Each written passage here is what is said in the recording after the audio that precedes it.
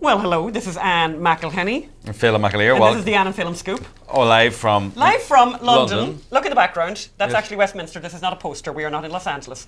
So this is very exciting, and we have some very exciting guests that we'd like to introduce to you. This is a Brexit special. This is a Brexit special. We have Claire Fox, who is a temporary MEP for the Brexit Party. She representing the northwest of England.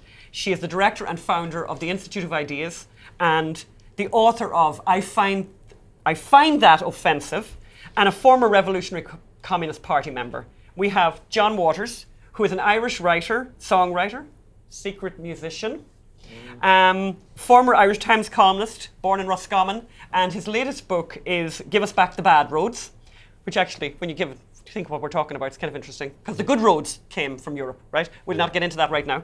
And we have James Delingpole, who is of the Delingpod podcast. Well, highly recommend it. Highly recommend it. Highly recommend it. I just told James that I drove from Los Angeles up to Carmel, and I did Delingpole all the way up and all the way back.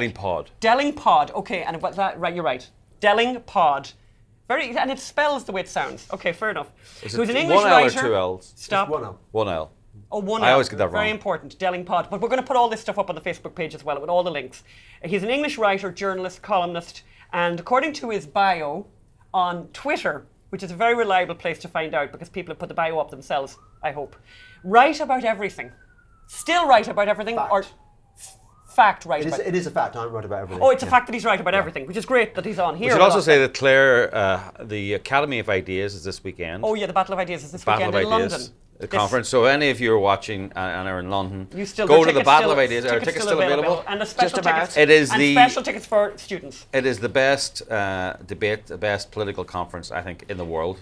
And James previously wrote for the Daily Mail, Daily Mail, Daily Express, the Times, the Daily Telegraph, the Spectator, and Breitbart. His day job is Breitbart.com. Calls himself a libertarian conservative.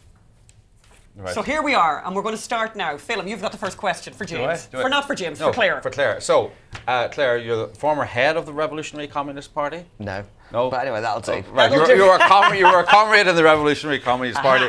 A hack. So how did you get from being a member of the Revolutionary Communist Party to being a Brexit MEP? Did you go on a political journey, or did politics come on a journey towards you, or how did this happen? Yeah, so first of all, it didn't happen overnight, did it? Because the Revolutionary Communist Party hasn't existed for over 22 years or something like that. So I've been running what was the Institute of Ideas, now the Academy of Ideas. That's another story. But anyway, for 20 years, and so consequently I've been doing quite a lot in between. But actually, I don't think I have been on that much of a journey. I do think politics has changed. I mean, there's been a tradition of left-wing Euroscepticism in the UK for many years. I was anti-EU when I was in the Revolutionary Communist Party. Yes.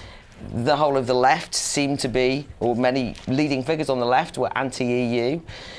Jeremy Corbyn, who runs the Labour Party, a ferocious Eurosceptic. In fact, one of the few things I ever agreed with him on was on the issue of the European Union. And then we got a referendum to decide whether we should be in or out of the European Union. And the left, almost to a man or a person, panicked and said, oh, now we've got a referendum asking us, we've decided we don't really think we should argue to leave the European Union in case anyone thinks we're right-wing. So rather than the left moving into a space where they could be part of a discussion to leave the European Union, they didn't. And I carried on saying that we should leave the European Union and have subsequently been dubbed as extreme right-wing because I did, even though the left just lost their bottle. So I don't think it's that big a journey. Maybe more of a journey is that the Brexit Party is run by Nigel Farage, who is not thought of as a leading figure of left-wing thinking or progressive ideas. However, to his credit, he's the only person who set up a new party that tried to capture what had become a very disillusioned, bitter feeling of betrayal by millions of people who voted to leave the European Union. There was European Union elections for the European Parliament, which we should never have been having, and there was no one to vote for because at that point all the parties were selling out the vote. So he set up a party, and eventually, after a lot of persuasion, I decided to stand. Yeah. So tell us where we are now. You know, where we were with Brexit in broad strokes. Yeah. Well, actually, Brexit is the referendum. British people voted 52 to 48 to leave the European Union. That was 3 years ago. Surely we're out of the European Union now. Tell people where we are and what's happening. Effectively, the establishment were totally taken aback and shocked by the referendum result. They had assumed that it would go the other way, and they've never quite accepted the fact that they told everyone how to vote and they didn't do what they were told. So they've been, since that referendum result, basically trying to find ways of thwarting it. I mean, that's the only way to describe it. And so Theresa May, who was the Prime Minister of Conservative Party Prime Minister for most of the last 3 years since then, effectively, metaphorically, went to the EU and said, oh my God, they voted the wrong way, what can we do? Can we have a deal that will minimise the disruption for big business, that will keep us tied in with the European Union in all but name, blah, blah, blah. And that deal failed. Eventually it became apparent to voters that that was the deal on offer. It was a terrible deal. It was never going to really unhook us from the European Union. After the European elections, which I got elected, unlikely though it is as an MEP, yes, very unlikely. The Brexit Party won the polls. And so there was a kind of internal coup within the Conservatives, and Boris Johnson took the helm eventually, very much on the back of being a hard Brexiteer, because the argument was, God, otherwise the Brexit Party are going to hammer us in any future general elections. And he talked the talk of hard Brexit. And he has promised to deliver hard Brexit. So, and guess what? Well, at the end of the week, we are meant to be leaving on a hard Brexit deal, 31st of October. Yes. He said die in a ditch or he'd leave. And guess what? We're not leaving on the 31st of October. We've got another extension. And what's more, I'm afraid to say that even though I was very hopeful that Boris Johnson was going to deliver, so it's not sectarian, the deal that he has renegotiated and come back with is so close to the awful Theresa May deal that I'm afraid it's Brexit in name only. James, you went to school with most of these people. Almost. Is it like the Theresa May deal? Is it a bad Brexit deal? Are Conservatives? Yeah. Call me a naive, optimistic fool. I think the situation is slightly better than Claire makes out, although I totally understand her reservations about Boris's rewritten withdrawal agreement. I mean, Boris famously described Theresa May's withdrawal agreement as a turd, and this is slightly better than that. The problem is, I think, that, as Claire said, the entirety of the establishment, of the old establishment, has ganged up to stop Brexit happening. We've got, for example, the judiciary. We've got this thing called the Supreme Court, which Americans will think, oh, the Supreme Court, like our Supreme Court. No, this was a thing invented by Tony Blair. Yeah. It only existed for the last 10 years. Yeah. And it's made up of left-wing activist judges who, to a man and woman, are pro-Remain, fiercely anti-Brexit. They've been making up our laws on the hoof. Yeah. So it's all very well to castigate Boris for being unable to deliver his promise to give us Brexit. But the fact is, he's been playing poker with all his cards visible to his opponents. I mean, that's how it works at the moment. Yeah. So I don't know. I mean, the Supreme Court, at least in America, you have a written constitution, right? I mean, Britain famously had an unwritten constitution. So the idea that you have a Supreme Court, what are they looking at? What are they judging? It's very. This whole Brexit thing affects Ireland, hugely, and I think it's kind of interesting, John, that the way that the table has been configured here, you have all the Brits over here, actually, really. I was born in Northern Ireland. He's born in Northern Ireland, and then there's you and I representing the Republic of Ireland. Yeah. So, John, I mean, the question is, Ireland are really into human rights and everything, and Ireland loves democracy. They just love democracy. So was Ireland's response to this amazing vote for the people, the ordinary people of Britain? Was Ireland the big cheerleader for all these lovely British people who wanted this out of the European Union? Have they been great supporters, John? This is so strange. I mean, Ireland is a place now where you can get a total consensus. I mean, the world's all become crazy in lots of ways, but Ireland you can get a 99.9% consensus on something. Like, for example, that Donald Trump is the devil incarnate, right? That everybody could believe that. Everybody. And they assume you do. Yes. Yeah, they just walk up to you and start a conversation about what you would do to Donald Trump if you had a knife or something. I don't know.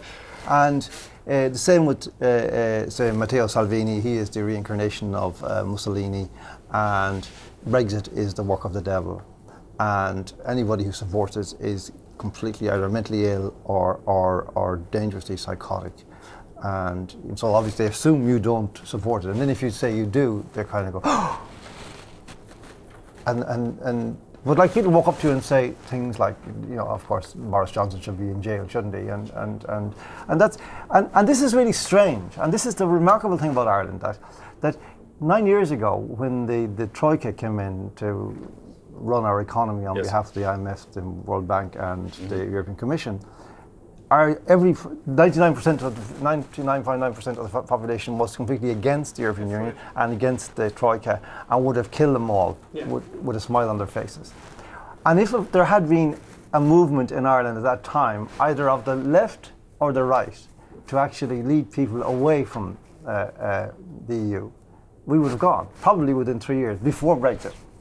But because there was nobody, we got Enda Kenny and Fine Gael back in again. Then we got Radcar, which is essentially Enda Kenny light, or sorry, Enda Kenny heavy. I don't know. Doesn't matter.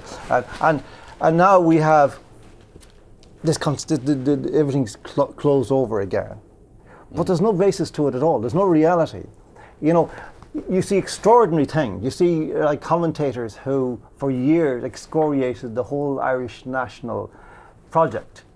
Any kind of nationalism. Yes. Pierce, Connolly, those guys. Listen, they made livings out of it, Yes. Yes. And now these are the guys accusing people who voted for Brexit of, trying to renew English imperialism in the world. And, like the kind of things that they would have called you a racist for 20 years ago, they're now doing themselves. Mm-hmm. It's quite shocking and strange and quite despair-making, because you think there's nothing to be found here. There's nothing that you could hold on to that you could call a belief or a principle or anything other than just doing what we're told. Yes. Just like the conditioning process in Ireland is so seamless now. I mean, that, it's impossible. People just repeat things. Like, they just repeat. Matteo said, oh, he's far right. Yeah. Is he the far right fella? Yeah. Oh yeah. Oh no, he's alt-right. Is it alt or far? Oh yeah, that's right. That's even worse. That's much worse. I tell people I'm alt-middle. They don't know what that is. I don't know what it is, but it's a good line. Sounds good, no? Yeah. You could make up T-shirts with that one. That's Ireland. Ireland always did that. They always adopted things more extremely than most. They were the first to bring in the plastic bag ban. And it was like smoking in and pubs. Smoking in pubs, right? So I don't know how we did that. There's one thing I should be good at is drinking Guinness with a fag. Yeah, and a plastic bag over your head. I don't know. And lots of plastic bags. With all the Tesco bags. I've never smoked, but I support that all the way. I just thought this was such a shite idea. So Ireland has adopted Brexit derangement, but tell me, Claire, how mad has the Brexit derangement been? Can I ask Claire to tell you choose which story of derangement you want to tell, but the AC Grayling one. The AC Grayling story, I love that story, and I really would love our audience to hear that story, and for you to tell them who AC Grayling is. Much disputed by AC Grayling, but I will tell it. But I was going to say that actually Ireland is part of the Brexit derangement syndrome, because I'm from second generation Irish family, and I have found it extraordinary that people will say to me, but you're Irish, how can you support this deal? As though all Irish people think the same on everything. And despite what you said, John, they don't all think the same. But I do agree with you politically. At the surface they do. At the surface. You have to talk to them for about 3 to 4 minutes my before they start to admit. My general view is that, those people who all thought that all Irish people are indistinguishably a blob were people who were generally anti-Irish, right? The idea that the Irish could live up to this is hopeless. Do you know what I mean? I point out and say, so people, that drives me mad. And also the overexcitement that Varadkar and the Irish have been taken seriously by the EU. That strikes me as one of the most demeaning and humiliating aspects of this whole thing. It's delighted with them. Everyone's found out who Leo is now. Exactly. It's the one thing I've noticed in Brussels, in the EU Parliament, that if you say you're an Irish MEP, it's kind of like people go, "Oh, how interesting! You're now centre of everything," and they're overexcited about themselves. We've always wanted to be teachers' pet. Exactly. That's our ambition. Funny. I talked to Daniel Hannon last week, and he said he went to his children went to the school where all the Irish bureaucrat children go, and he says there was nobody, apart from the Germans, nobody bought into the European project more than the Irish. They hated Ireland. They loved Europe. But Ireland voted against Lisbon and Nice. Yeah. Do you see? Because once the money ran out, we lost the love, because we started becoming net contributors, as they say, and then we started voting against everything, right? And then the crash came, right? And they started, coming, and then we started wanting to kill them, and we would have if we had a chance. I mean, we really would have. Those guys would not have got out of Ireland alive if we'd kind of, marshalled the forces. So See the peace process. Brexit derangement syndrome. I think that one of the most extraordinary things is that leading philosophers and academics, actually people I've known for a long time, because I'm the director of the Academy of Ideas, and they've all spoken at events that I've organised. And AC Grayling, Anthony Grayling, is a great Enlightenment philosopher, great thinker on freedom. He's written some really interesting books, in my opinion. And actually, on the day of the referendum, on the 16th of June, he was speaking at an event that I organised, giving a lecture to sixth formers on freedom and Enlightenment thinking and free speech. And there we were, getting on very well, right? And he has really epitomised for me the Brexit derangement syndrome, which is he's completely lost all sense of proportion. Yeah. So he is abusive. So I was on a panel with him. I mean, this was actually a year and a half or 2 years in after I'd voted, well known at this point as being a leaver. We were on a panel and he arrived late. He'd just come from Brussels where he'd been having a meeting, and he assured the chair there's going to be a really good opportunity now to have a chat about how we're going to stop Brexit. And the chair, rather embarrassed, said, well, actually, we have got Claire Fox on the panel. And then he said, well, yes, I know Claire. And then she said, but she's leave. And he said, don't be ridiculous. Right? Yeah. That's like, absolutely. And this is like years into me being a well-known leaver. We hadn't noticed that. Completely self-obsessed. And then in the course of what can only be described as a row, this fact is much disputed by him, I just want to say.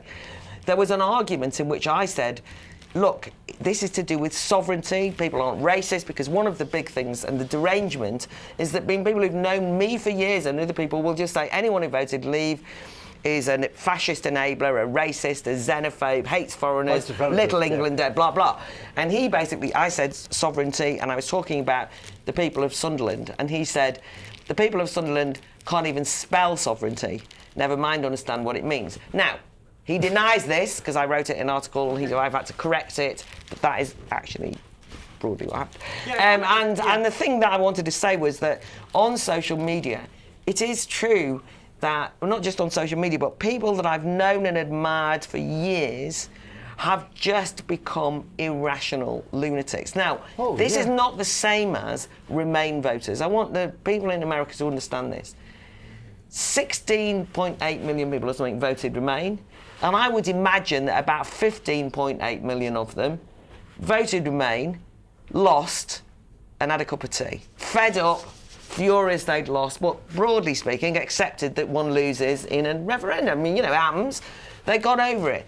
But a kind of hardcore of about 1 million enabled, I think, and this isn't enabling, once the establishment made it clear they weren't going to accept this vote, that created a kind of emboldened campaign of Remainers who, obviously, if you're told actually maybe, it's like if you're splitting up with someone or you're divorcing, right?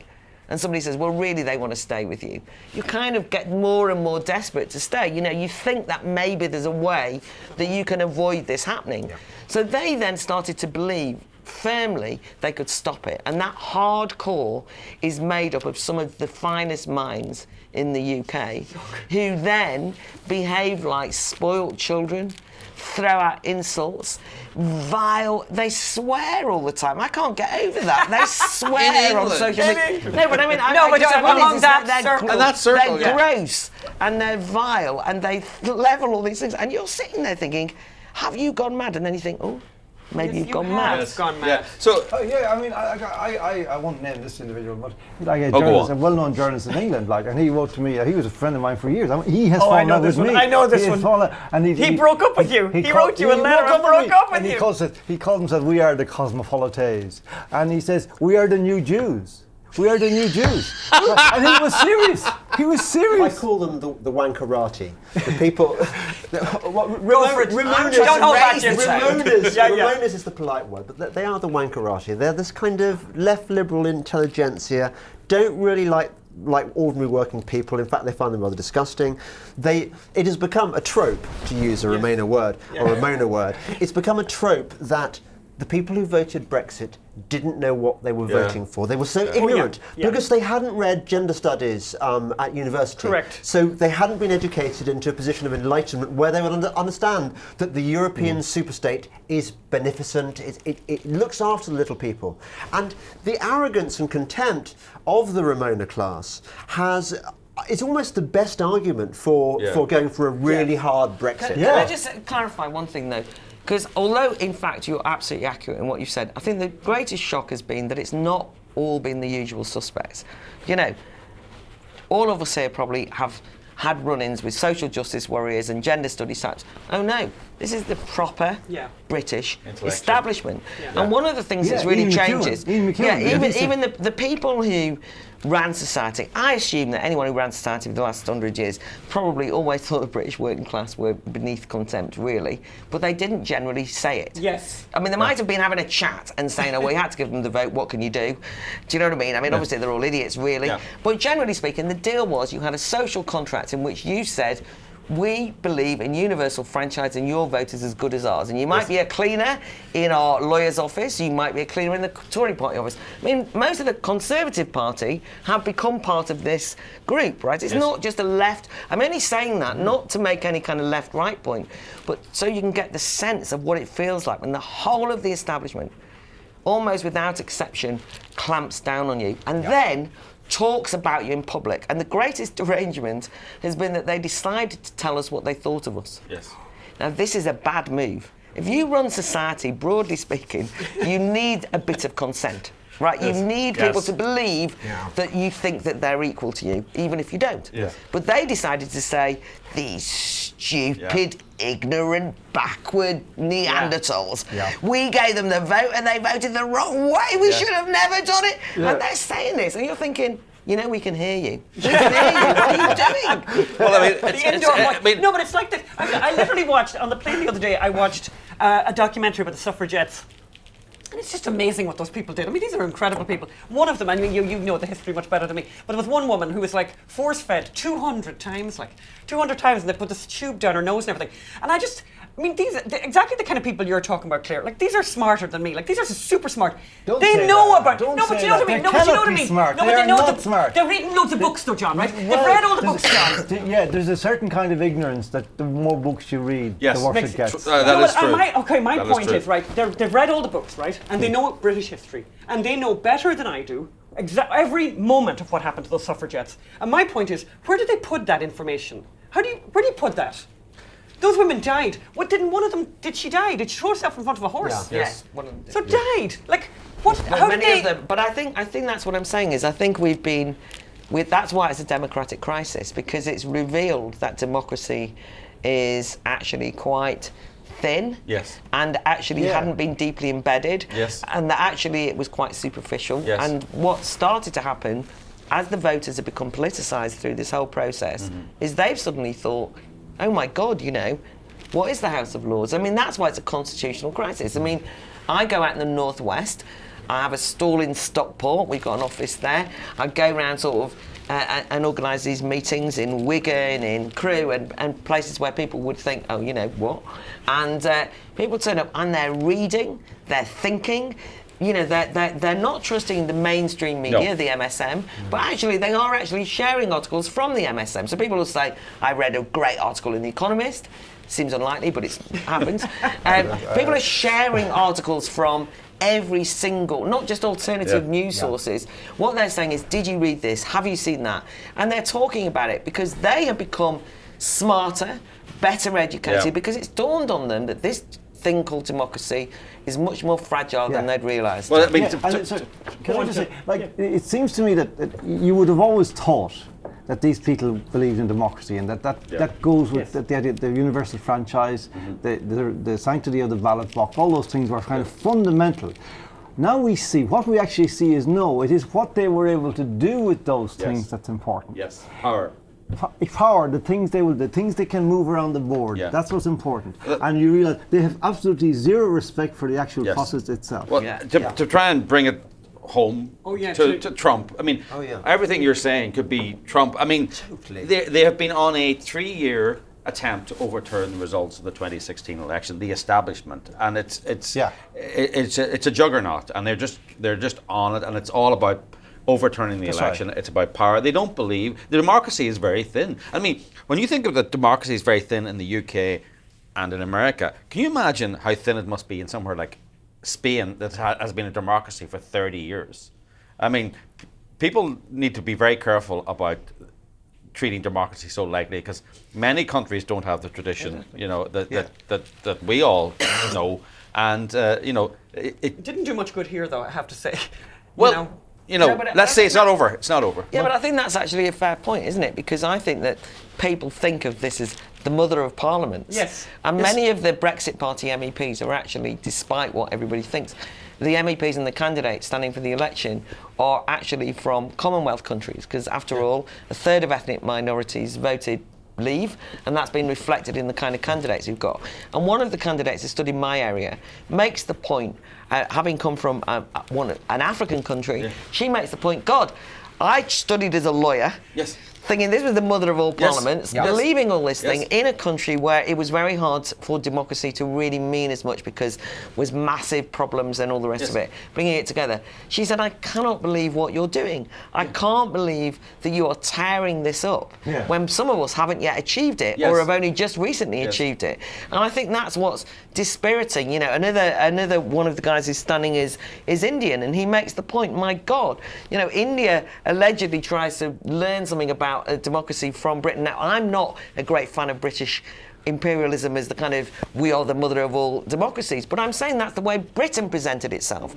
And I agree with you, Phelim, one of the most worrying things, and I keep trying to say this to people without sounding as though I'm scaremongering, but if you remove the ballot box as the legitimate way of expressing your desire to change things politically, to make your voice felt, where do we end up? I hardly need mention that this is a scary moment. And I personally am worried about the fact that we have told people it's not worth voting. They're not apathetic, though, because they're politicised. So you've got a kind of politicised group of people who want to change things but don't believe voting works. I think that's scary, right? In the last 5 years, a handful of wreckers, and it really is quite a small number of wreckers, have torn to bits a constitutional arrangement which had been developed over maybe 1,000 years, and they've broken it. The Speaker of the House, for example, a man called John Burko. Americans may have seen him on TV and thought, he's a funny little sort of dwarfish little chap. They probably watch it and think that he thinks like he's actually auditioning. He's auditioning for some movie role, right? But I want to say something. But the Speaker of the House in America is a brutally partisan figure, right? In America. In America. In Not Britain, here. it's not supposed to be. It's supposed to be some old duffer who has no political ambitions, is never going to run for anything again, and it's supposed to be straight down the line. Burko has just destroyed precedent, and Britain doesn't have a written constitution, it has precedent, and he's just decided that 500 years of rules doesn't matter because this is so important. And go. Yeah, no, Phelim, you're absolutely right. We don't have a written constitution, but we do have this conventions, let's call them. And part of the convention was that every office holder acted in good faith. So if you were the Speaker of the House, you were bound by convention to be non-partisan. And this little man has completely wrecked that, in the same way that the woman Baroness Hale in charge of the Supreme Court. She has completely changed the rules on things like obscure issues like the prorogation of Parliament, when you can do that, when you can't. They're making it up as they go along. This is our system is now broken.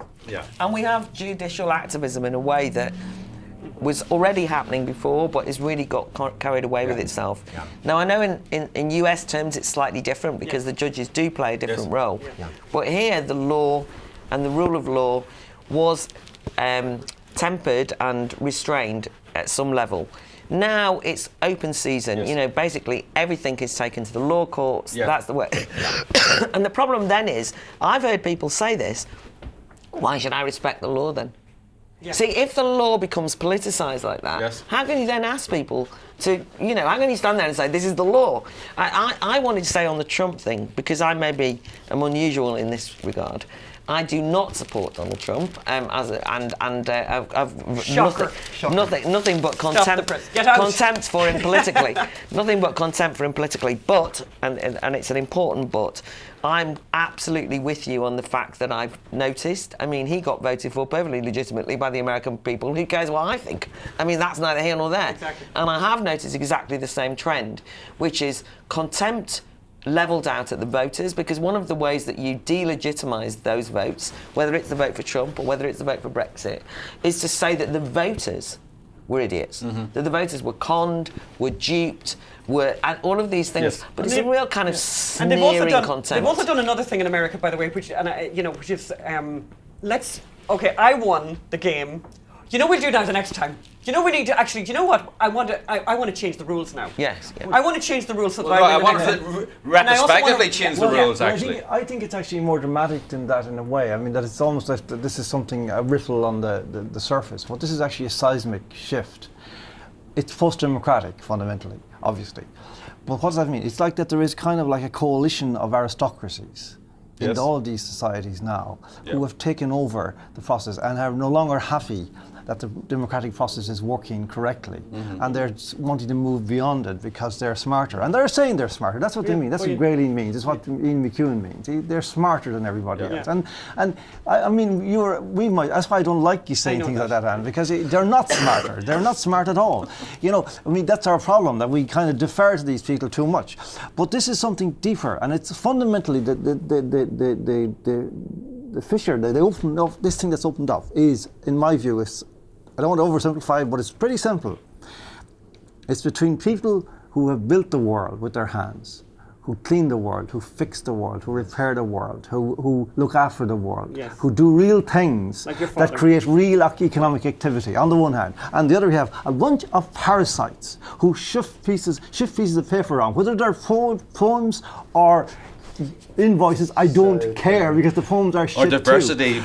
But questionnaires. Sustainability. They're actually, this is what it is. And these people, they know they produce nothing.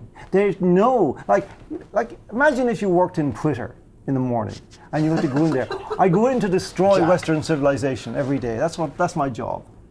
That's my job. That's what and that's kind of emblematic of the whole thing. Yeah, I know, but I'm the director of the Academy of Ideas, can't have that. Right, I can give you an outclear. I can explain why you're okay. Oh, that's like, what I wanted to say was they're also destroying intellectual life. You see, that was what I was going to say, was because it's also true that there's always been intellectuals. I'm not wrong with that, in my opinion, right? And there's an intellectual life which actually many of those people who are doing and things have read the books and actually were inspired to change the world by reading those very same philosophers and the books and the intellectuals will have written over the years. That's the point. No, I know, but that's what I'm saying is they posit themselves as very smart and clever and over there. But I agree with you, they're destroying intellectual life. The real intellectuals, the real poets, were with the people. A poet in the old days was like a working man. Well, they would at least they would at least understand. You see, it's the lack of empathy. Community. The lack of empathy for me. I mean, the fact that you've got a situation where it can be a proud boast that 97% of the arts community voted Remain, and then you think, I don't know why you're boasting about that. I thought you might have had a bit of a more diverse group of people working with you. Yes. But when It's the time to universities scrap basically everything and say, start again, isn't it? what you've got is you've also got secret. I wrote an article for The Spectator called The Secret Brexiteers, which basically said you can't admit in certain professions that you voted Leave. Yes. And I was inundated, drowning with people from the arts and universities and education saying, I'm with you on this one, but I can't admit it because I'll get sacked. So they've destroyed the basis on which they're very bread and butter in a way, that flourishing dynamic moment of artistic creativity that could exist can't exist if you can't admit openly with your fellow artists that you voted on the winning side of a referendum that you didn't call. I mean, that's what's legitimate. That's what's so weird. Who called this referendum? There is a comedian on Twitter who's talked about he made a funny joke about Brexit, but in favour of Brexiteers. He can't get work anywhere. I know somebody in advertising who has been denied work in advertising since it was revealed that he'd come out for Brexit. It's extraordinary the trouble you get into if you're for wrong things. There's a TV programme advert that's doing the rounds, a big TV programme, the Grand Tour, the one which, which basically an advert for a job, and it says, "Do not apply if you voted Brexit." For the what? For the Clarkson, Jeremy Clarkson? Jeremy thing? Clarkson. For Clarkson? That's what the advert said. Well, it's his show. I think he's a Remainer, but that's not think the point. he is a Remainer. But the point is, the advert says, do not apply. This has only just come out in the last 2 days. And a number of arts people and TV people, to their credit, have actually said, now, when I tell you that you can't talk about this, just let me show you. Yeah. My favourite Jeremy Clarkson joke was they brought Top Gear to Dublin, right, as part of it. They were doing a tour of all these different places. And somebody in the audience says, where else are you going with Top Gear? And he goes, Dublin, Hong Kong, Singapore. Basically all the places we used to own, right? And that's a kind of an imperialist joke, right? But, you know, it's just like you were saying earlier. It's actually, you know, there's this line. There's a line. Yeah, There's a line. Yeah, exactly. It's not just your social justice warriors who are Remainers. Let me tell you. Yeah. But there's a fascinating thing here. Like Trump reveals it more clearly than others, and it's that, like, Trump is the most amazingly interesting character to emerge in world politics for a very long time. He's just incredibly fascinating from all kinds of angles, and yet my former profession, or whatever it is, journalists, who should be therefore delighted with the idea the story. of analysing this and distorting this and finding, all they want to do is defeat him. Yes. Yeah. That's what they think their job is. That's what they think their job What is. happened? When did this moment start to, I'm not clear in my head when this started to happen, but it happened sometime in the last 20, 25 years. Journalists ceased to be journalists. Yes. And they became, and they lost curiosity. and they became activists. attached Yes. journalists. I mean, we called it the journalism of attachment, and that was that was a very important moment when actually, for example, a lot of left-leaning journalists actually became attached, particularly in relation to humanitarian interventions and wars, and they actually developed a thesis which was attached journalists. We can't walk down the road and take a neutral stance in this war because there's somebody been raped and dying. And you want to go, yeah, but there was somebody raped by somebody else down the road and somebody else dying in another war. Yeah. I mean, but they said, no, we can't be neutral any longer. And that was a very important shift actually in journalism. I think that happened with foreign journalists initially, but it started to creep in. And the good lie was the other one, which is that we've got to tell people, simplify it so that they get it, so that they go the right way. My trade has completely failed to deal with the climate change issue objectively. Yeah. They just buy into whatever stuff Greenpeace is telling them. Yeah. Well, the Los Angeles Times don't allow letters that are critical of climate change. This is a different thing. Sorry. Like, what Claire says is right, but you see, I remember in the 80s, journalists were all, really the best journalists were all, convinced on one side. But that was never a reason not to produce good journalism. Yes. What is to change is something new, where they have actually started to become opposed to the very idea of being interesting. And the journalism is awful. Like it's Yeah. terrible, and you can't have lack of curiosity about something as big as this, and then think I'm going to be more curious. I just noticed that myself. A story that I was interested in, and I bought a paper. I go, at least all the rest of them covered it superfish. At least I knew they were involved in this, and I opened it, and it was exactly the same stuff as the other papers. So the lack of curiosity is a disease. It You spreads. just think about this, like that journalists now, and pop stars, Bono. The people, like John Lennon was a rebel, right? And like the idea of John Lennon, walking down, Piccadilly or whatever the hell, I don't know, in favour of the European Commission, like Jarvis Cocker, it would be so mad. Yeah. It just couldn't happen. So listen, we're coming towards the end. So this is what we always do. So we're going to completely shift gears here, and obviously we have a lot of guests today, but I still think we should definitely do this. We want to ask each of the guests if they have to. What would they cook, and what are they famous for? What kind of? Because we're going to slightly change this a little bit because of something that I know that John makes. So a food thing. What food thing can you make that you're famous for? And we would take recipes, by the way, as well after this, and we can put them up on the website. Starting with John, because John's going to impress everyone. The food thing. The one is the food thing, and the second thing we always ask people is a piece of art that is very important to them, like a movie, like a play, like a poem, like a piece of a sculpture. And we'll do it.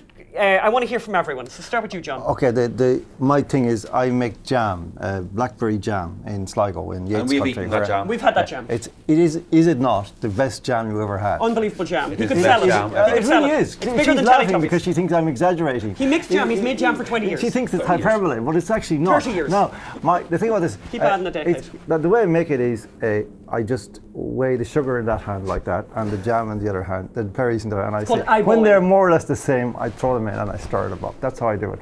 And sometimes it doesn't work actually because it gets a bit runny, but you can put that in your porridge, so But it's there's okay. no problem with runny jam. No, you put it in your porridge, it's perfect. It goes off quicker, that's the only thing. But the interesting thing about it, the most interesting about it, is that my symbol, since I started doing this over 20 years ago, has been a rainbow.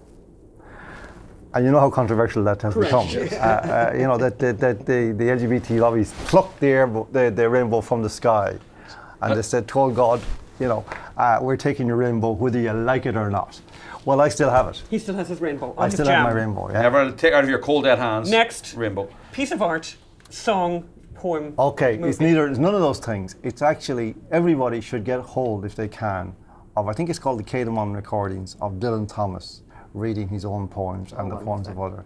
There is nothing on earth like it. Nobody read poetry like Dylan Thomas. It is absolutely stunning. There's a poem called Lament, which he goes through his whole life, from his childhood to his deathbed, and he changes the voice. Oh man! Okay, we're going to find it. We're going to find what it. recordings? The cardamom recording. How do you spell that? Cadamon, I think. They were made in We'll America. find them. recordings. We'll Made in find America. them and we'll put them up. They're stunning. Oh my God, Stunning. I really love that 'Cause reference. The thing That's about marvellous. Dylan Thomas. Can I just say something about Dylan Thomas? Quickly. I used to love him as a child, but then you were told, he's one of these people you were told you weren't supposed to like, because he wasn't that great. He wasn't Yeats, or he wasn't, right. you know, Yeah, Eliot yeah. or someone.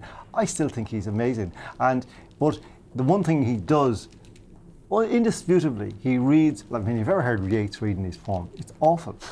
Like, Dylan Thomas, most astonishing reader of poetry that ever lived. Okay, we're totally going to get that. Claire. James. James. Okay. I love a curry, and I went on my honeymoon. I went to Rajasthan with my wife, and one of the great discoveries there was that one could eat curry 3 times a day, having hot stuff for breakfast, lunch, and dinner. It was fantastic. And Anyway, you reproduce this at home. yeah, I can't quite do Indian home cooking, but I do swear by Madha Jaffrey, who was the kind of doyen yes, of Indian cookery yes. writers in the UK. Anyway, Which of her recipes? well, there's a very easy one I do with lentils, green lentils, spinach, and coriander, Sounds awful. and ginger. Sounds I awful. don't have, it's I have no really- respect for spinach. It's funny spinach. thing. It's really, really good. Okay. Honestly, yeah, All right. you'd like it. Well, we'll have that. We'll get that recipe from Yeah. you. And a piece of art, James. Well, briefly, I became convinced that I was having premature onset Alzheimer's. So I started learning poetry to test my brain, and I found that I can now recall a lot of poems. But I think my all-time favourite poem is Andrew Marvell's To His Coy Mistress. It is the greatest seduction poem ever written, and if anyone hasn't Me read too. it, it's glorious. You know, had we but world enough and time, this coyness lady were no crime. He's speaking to this young, pretty thing, saying, look, okay, if we had all the time in the world, yeah, we could leave it a while before we actually got down to it, but we really haven't. We're going to die soon, so let's go for it. Let's Okay. go for it. I love So it. Andrew Marvell to his To his To his coy coy mistress. mistress. Yeah. It was in the Exploring English book. And then Claire. So I'm a terrible cook. My mum's just died, so I could do bacon and cabbage the way she did it. And the main thing you have to say about that is that the bacon has to soak in the water overnight, and then you cook the cabbage to death, boil to death in the water of the bacon. But actually what I'm famous for is Gailey coffees, which is not food, but I might as well say it. Because actually after my dad died, I was given the job of making the Gailey coffees in our house all the time, and the big thing there, and I mean, is measuring just the right amount of Jameson's whiskey, leaving it in the glass overnight with the sugar. Overnight. With the sugar. So the sugar takes in the Jamesons, and then you make it the next morning. And if anyone doesn't make it that way, I don't believe it's a real Gailey coffee. And the other thing, by the way, I just want to ask you, because it's one of those recipes that I really want to talk to people about. The big thing then is to let the cream go over the back of the spoon, right? The cream has to go over the back of the spoon. You do have to whisk it. I mean, all these little people bit. who can do it. I mean, a little And then bit. it goes over the back then of the it spoon, goes and then over it the back of the should spoon, and then it look- does. and it shouldn't- and I it can shouldn't go I can down. make a good Gailey coffee. My father's taught me to do that many years ago. And when he died, my mother said, "Oh my God, Claire, you have to make the Gailey coffee." So that's the story. Oh, God. Gaelic coffee. Totally And want then, that. yes, Dylan Thomas is one of my favourite poets, by the way, and I agree with you about reading. My chosen art is Wagner's Tristan and Isolde. I absolutely love that music. It's beyond sublime and wonderful and brilliant. But it also, there's always a bit of a political thing to say here, which is, of course, because I like Wagner, that must mean that I'm an anti-Semite supporter of the Nazis. But actually, what Wagner chooses, because he was a vicious anti-Semite, a vile person, undoubtedly, and not somebody I would ever want to encounter, but he created the most sublime, beautiful music that will last forever. And all those stupid ideas that we have today that you can't separate the art from the artist is actually thrown up in the air by Wagner's fantastically sensitive, wonderful insights in the music that he creates. Listen to it every time. Thank you so much. I love that, because actually that reminds me of, we did made this film about this serial killer, and he was really, really into Chopin, and I had this whole thing of, how can you be really into Chopin and appreciate Chopin and be an animal? And actually you can, without any difficulty. This brings us to the end. Chopin, didn't they? And they loved great music. They loved they loved a lot of beautiful things. This brings us to the end of the Ann Phelim Scoop for this particular episode. Yes. In London. We are, we expected to be here for the 31st of October to celebrate Brexit. It hasn't happened yet, but hopeful, Claire? We will get out of the European Union, but I don't think as quick as I want, and I dread a sellout. By the way, you are also here. We're also here for the Battle of Ideas Festival this weekend. This week, do come. Honestly, if you're watching this and you're anywhere near London, go to the Battle of Ideas in London. In the Barbican. You will. We'll put up the links on our Facebook page. It makes all political conferences seem like. Thank you very much, and we need to go to the pub now. Yes. We'll send photographs of that. Yes. Thank you. Thanks very much, everyone. From the Ann Phelim Scoop. Goodbye. Bye. And thanks to John, Claire, and James. Oh yeah, we're going to do that because we've got a lot of guests. Thank you, John. Thank you, Claire. Thank you, James. Thank you. Good day. Bye now.